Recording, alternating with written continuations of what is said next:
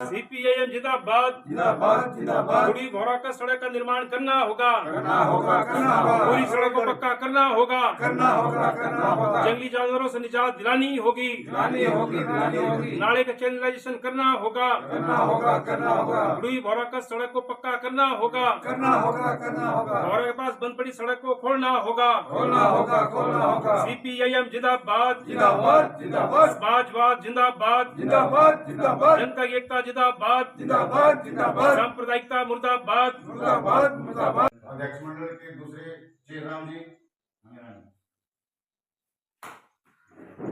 श्री राम सिंह जी।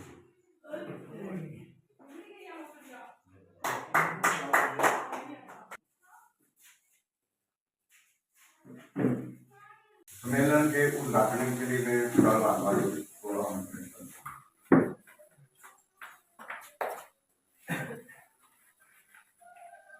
अध्यक्ष मंडल और सभी जो इस सम्मेलन में भाग ले रहे साथियों, मैं कहना चाहता हूं कि पहली बात, ये जो प्रचार हमारे खिलाफ होता है, ये बंदा ठीक है पार्टी ठीक नहीं है, उनको ये जवाब देने की जरूरत है। वहां पर चुप नहीं रहना है, वहां बताना पड़ेगा कि कम्युनिस्ट पार्टी कौन है। हम अचानक से नहीं ऐसे कि हाजी ख्याल आया कि दो पार्टियां गिरे तो हम तीसरे तरफ हो जाते हैं। ये होशो हवास में माए हैं। हमें गर्व इस बात है कि हमारे पुरखों ने आजादी के संघर्ष में कुर्बानियां दी हैं। हमें गर्व इस बात है कि हमारे लोगों में सबसे ज्यादा इंसानियत थी। वो इंसानियत की बात करते थे, वो लोगों को जो है धर्म के आधार पर, जाति के आधार पर जो है तोड़ने की बात नहीं करते थे। हम उस पार्टी का हिस्सा है। 3 राज्यों में हमारी सरकार बनी। सबसे पहले सरकार दुनिया में अगर कोई बनी है वोटों के माध्यम से कम्युनिस्टों की, तो बनी है केरल में ईएमएस नंबूदिरीपाल के नेतृत्व में। सबसे उच्च कोटि के ब्राह्मण जाति में पैदा हुए थे ईएमएस नंबूदिरीपाल, मतलब सबसे उच्च जाति की जो ब्राह्मण जाति है उसमें पैदा हुए थे वो। AK गोपालन हमारे नेता थे वहां पे, ईएमएस नंबूदिरीपाल थे, केरल के पहले मुख्यमंत्री रहे। लेकिन संघर्ष क्या लड़ा कि उस वक्त वह दलित को मंदिर प्रवेश की अनुमति नहीं थी पूरे केरल में। छुआछूत थी, अलग बर्तन होता था दुकानों में भी रंग के आधार पर। तो हमारे को गर्व इस बात का कि हमारे उन नेताओं ने जो सबसे उच्च कोटि की ब्राह्मण जाति में पैदा हुए, उन्होंने लड़ाई लड़ी कि ये जो है छुआछूत गलत है, ये भेदभाव गलत है, इंसान का खून एक है, इंसान से ऐसा भेदभाव गलत है और मंदिर प्रवेश होना चाहिए। और उन्होंने बोला कि मंदिर की मूर्ति बनाने वाले या तो मुसलमान है या तो दलित है। हमारे देश में अभी भी देखो आप, कौन है शिल्पकार, कौन है जो है मूर्तिकार, वो ज्यादातर वही लोग हैं जो मूर्ति बना दी, गढ़ दी, मंदिर रख दी, फिर बोलते तुमड़ियां बजा सकते।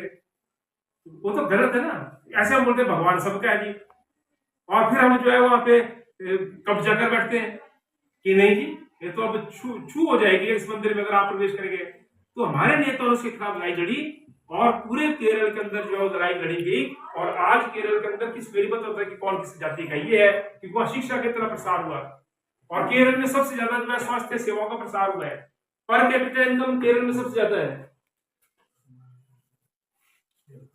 पर कैपिटा इनकम प्रति व्यक्ति आय जो होती है, दिहाड़ी सबसे ज्यादा है केरल में, 600 कुछ रुपए की दिहाड़ी वहां पे नरेगा की।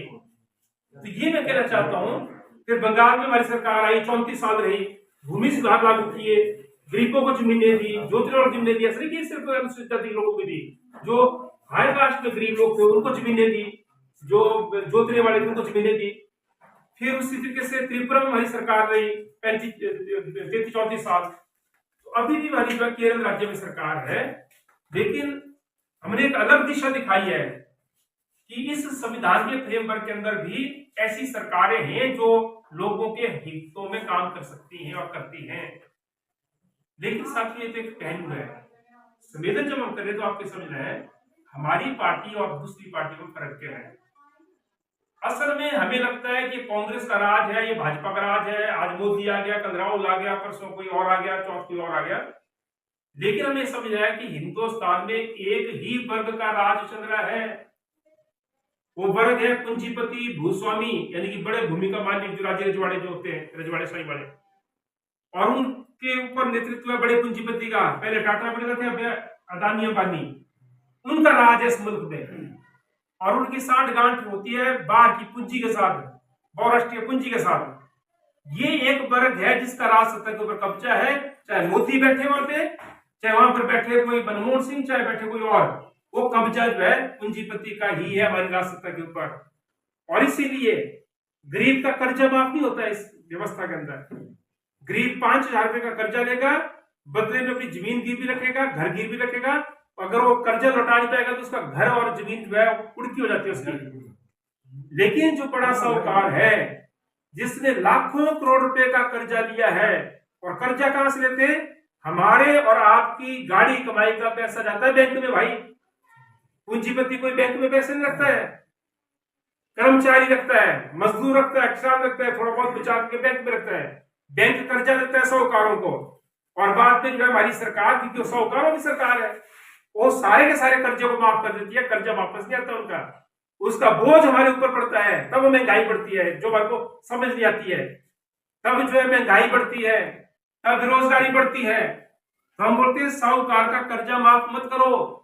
कर्जा माफ करना है तो गरीब का करो, जिससे गाय भैंस भेड़ बकरी खरीदने के कर्जा लिया और किसी कारण से लौटा नहीं पा रहा है, घर में माँ बाप बीबी बच्चे बीमार हो गए और कर्ज में डूब गया, उसका कर्जा माफ करो। लेकिन वो सरकारें कौन है? वो पूंजीपतियों की सरकार है। इसलिए ये फर्क है। हमारी पार्टी चाहती है कि इस देश के अंदर वो भी आपको समझना है। हमारा उद्देश्य सिर्फ चुनाव नहीं है। कई बार लोगों को लगता है बड़ा भाई बुरा चुनाव आ रही है, बड़ा कई बड़े बन जाते हैं, पार्टी के नीचे नहीं करते चुनाव जीतने के लिए। हम इस देश के अंदर मजदूर किसान का राज लाना चाहते हैं साथियों। हम इस देश के अंदर दबे कुचले लोगों का राज लाना चाहते हैं, मजदूर का और किसान का। अभी राजसत्ता किसके हाथ में है चेतराम जी?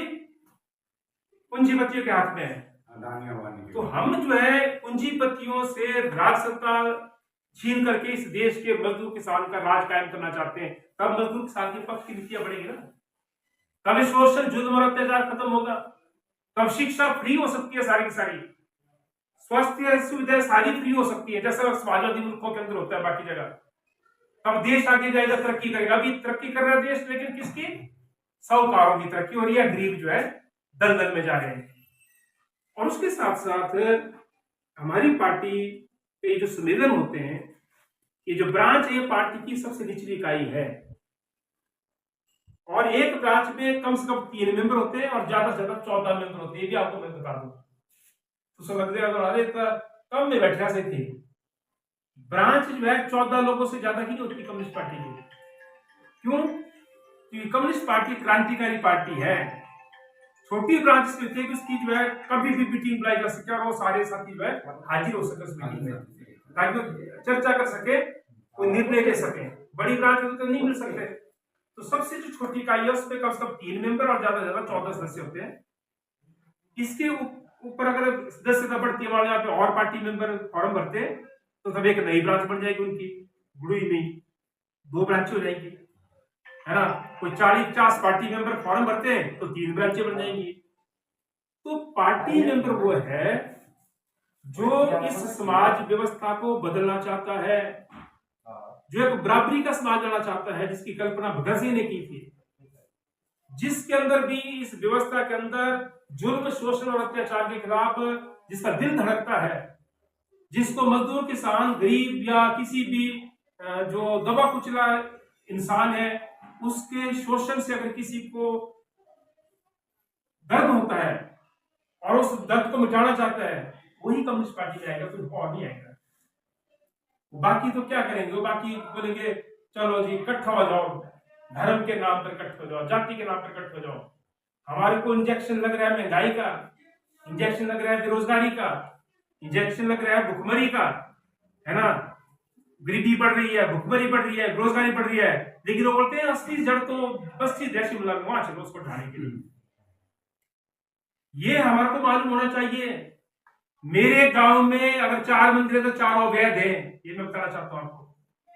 मैंने जिला परिषद बताते हैं कोई 25 मंदिरों में जो है लाइटें लगवाई हैं, लेकिन वो 25 में से 20 मंदिर अवैध हैं, क्योंकि वो सरकारी जमीन पर है। आपको पता होना चाहिए अवैध चीज क्या होती है।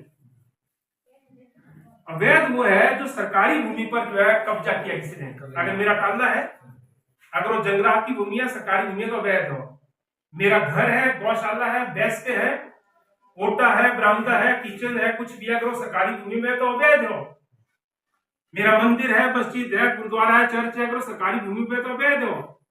तो एक अवैध वो है जो सरकारी जमीन पर आपने कब्जा किया है, वहां पर कोई भी निर्माण कर दिया। अगर कोई सरकारी स्कूल भी खुल जाता है सरकारी जमीन में बिना परमिशन के, वो भी अवैध है। सरकारी बिल्डिंग भी अगर फॉरेस्ट की जमीन पे बन जाती है तो वो भी अवैध है। और दूसरा अवैध क्या होता है कि कोई बिल्डिंग ऐसी है जैसे मेरी अपनी मलकियत भूमि है शहर में, मैंने मकान बनाया है 1 मंजिल का, 2 मंजिल का, और मैंने एक एप्लीकेशन दी कि मैंने इसको 4 मंजिला बनाना है, अगर वहां पे अलाउड है 4 मंजिल बनाना। मेरी एप्लीकेशन में कोई निर्णय हुआ नहीं, कमेटी ने किया नहीं, टाउन प्लानिंग ने किया नहीं, और मैंने उससे पहले 2 मंजिला और खड़ी कर दी, तो वो अवैध निर्माण है, चाहे मेरी जमीन है अपनी हो। तो जो शिमला की मस्जिद का मसला है वो यही है कि वो मस्जिद के नाम से जमीन है, लेकिन जब लॉकडाउन लगा उन्होंने एक एप्लीकेशन जो है कॉर्पोरेशन को दे दी शिमला, और कॉर्पोरेशन ने अप्रूवल दी नहीं और उन्होंने 2 मंजिला और खड़ी कर दी, तो इसलिए अवैध निर्माण हुआ। उसका केस चल रहा है और वो बोलते हैं कि अगर वो केस हमारे खिलाफ आएगा तो हम खुद तोड़ देंगे उसको, तो तब लड़ाई किस बात की रहेगी भाई।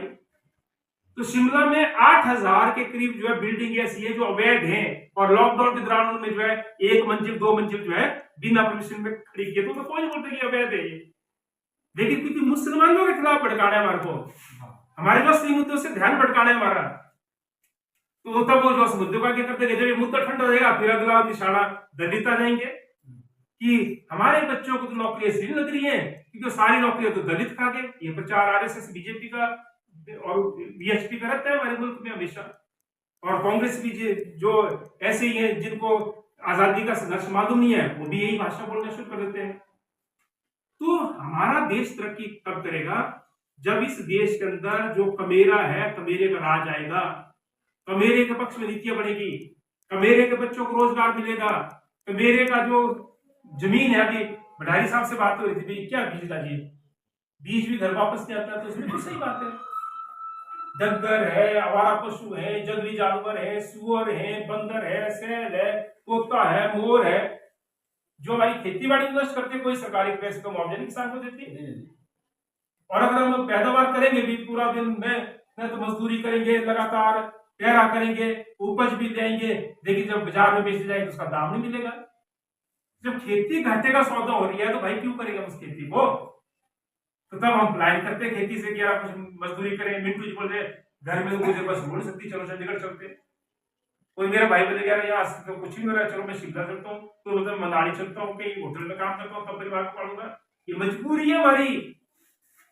जब हम बाहर जा रहे हैं कहीं पे दूसरे के पास काम करने के लिए, फैक्ट्री में काम करने के लिए, अगर खाद हमारे को सस्ता दें, बीज सस्ता दें, कीटनाशक सस्ता दें, सिंचाई का प्रबंध करें, सरकार जो जंगली जानवर से हमारे को निजात दिलाए, और अगर हमारी फसल किसी कारण से नष्ट होती है, चाहे जंगली जानवर से, सूखे से, बाढ़ से, ओलावृष्टि से, अगर उसका हमारे को मुआवजा मिलता है, और जो पैदावार करते हैं उस पैदावार को अगर हमारे को सही दाम मिलता है, लाभकारी दाम, तो कौन नहीं खेती करेगा। क्यों भाई साहब, आप अगर दुकान खोलते हैं गुड़ी में, कुछ भी सामान डालते हैं, 1 साल घाटा हो गया, 2 साल घाटा हो गया, तो आप अपना बिजनेस बदल देंगे, कुछ और सामान डालेंगे, फिर भी घाटा हो रहा है, इसको ताला लगाओ, ये तो घाटे का सौदा, आप कहीं और जाएंगे कुछ और करने के लिए। ऐसा ही खेती बाड़ी है जिसको कोई समझता नहीं है। और हमारी इन समस्याओं के खिलाफ हम एकजुट ना हो, इसलिए जो है मंदिर मस्जिद के मुद्दे उठाए जाते हैं, इसीलिए जो है कोई और बखेड़ा खड़ा किया जाता है। तो ये हमारा निजी मामला है। मुझे मंदिर में शांति मिलती है, वो मेरा है कि मैंने किस इष्ट को मानना है। मैं मौनाग को मानूं, मैं जो है चामुंडा को मानूं, मैं चतुर्भुजा को मानूं, मैं कन्या देवी को मानूं, या मैं किसी शिव को मानूं, या मैं किसी जो है राम को मानूं या कृष्ण को मानूं, मेरा मामला है भाई, वो मेरे पर छोड़ दो। उसमें जो है राजनीति नहीं होनी चाहिए। तो जैसा मुझे स्वतंत्रता है अपने इष्ट को मानने की, वही स्वतंत्रता दूसरे धर्मावलंबी को भी है हमारे संविधान में। उनको जो है अल्लाह को मानना है, किसी को जो है गुरु ग्रंथ साहब को मानना है, किसी को कुरान को मानना है, किसी ने गीता को मानना है, ये हमारी स्वतंत्रता है, ये तो खूबसूरती है हमारी। तो धार्मिक मेरी नजर में वो है जो अपना धर्म तो निभाए बेशक जैसे उसे, लेकिन दूसरे धर्म के ऊपर अगर चोट ना करता हो तो वही इंसान धार्मिक है। अगर कोई दूसरे धर्म के ऊपर चोट करता है तो वो धार्मिक कभी नहीं हो सकता। ये आपने लिख के ले लो। ये वो आदमी कौन है जो अपने घर में भी लड़ेंगे, जो आस पड़ोस में भी लड़ेंगे, वही लोग हैं जो फिर मुसलमान के नाम पे, कोई ईसाई के नाम पे, कोई दलित के नाम पे जो गालियां देंगे। इसलिए इंसान वही है, जितना आदर वो अपना करता है, यानी कि अपने धर्म का करता है, उतना ही आदर दूसरों का करे, यानी कि उसके ऊपर जो अपना दखल अंदाजी ना करे। क्योंकि मुझे स्वतंत्रता है हिंदू धर्म में कि मैं क्या करना है, तो औरों को तो अपना धर्म मानने की स्वतंत्रता होनी चाहिए ना। और अगर कोई अवैध निर्माण है तो उसका निर्णय तो सरकार करेगी ना, कोई कोर्ट जारी करेगा, उसका जो ऑर्डर आएगा उनका काम है। अब छोटा सा एग्जांपल मैं आपको और दूं, जोगिंद्रनगर में चुनाव, आज लोगों को लग रहा है कि सीताराम की और इस पार्टी की अहमियत क्या है इस मुल्क के अंदर, पर सब बोल के कि इस पार्टी का कंट्रीब्यूशन क्या है देश की एकता अखंडता के लिए। कांग्रेस के नेताओं ने बोला, बाकी ने बोला हमारी पार्टी विरोधी है, मतलब ऐसे आमतौर पर। लेकिन सब ने बोला कि ये पार्टी है, वो कपिल सिब्बल जो सबसे बड़ा वकील है, वो खुल करके बोले कि इस पार्टी का मायने क्या है, हर नेता बोला। तो ये हमें गर्व होना चाहिए साथियों कि हम एक ऐसी पार्टी का हिस्सा है जो मजदूर किसान की पार्टी है, जो जुल्म, शोषण, अत्याचार और हर तरह के भेदभाव के खिलाफ लड़ती है। तो ये जो सम्मेलन है, इस सम्मेलन के मौके पर मैं आप सबको बधाई देता हूँ। ये हमारा पहला सम्मेलन है, हम लोगों को ही बुलाया जो पार्टी के साथ खड़े होते हैं।